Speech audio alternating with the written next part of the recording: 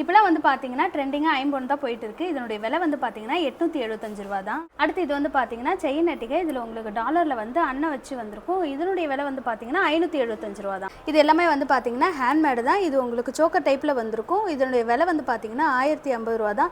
இதுவே நீங்கள் வெளியில் வாங்குனீங்கன்னா ரூ. 2500 ரீட்டைல் ப்ரைஸில் தான் தருவாங்க. இது வந்து பார்த்தீங்கன்னா உங்களுக்கு ஃபுல் ஒயிட்டில் வந்திருக்கும். இதிலே கலர்ஸ் வேணாலும் வேறு கலர்ஸ். அதுலேயே இது வந்து பார்த்தீங்கன்னா ஒயிட்டு பிங்க்கு ரூ.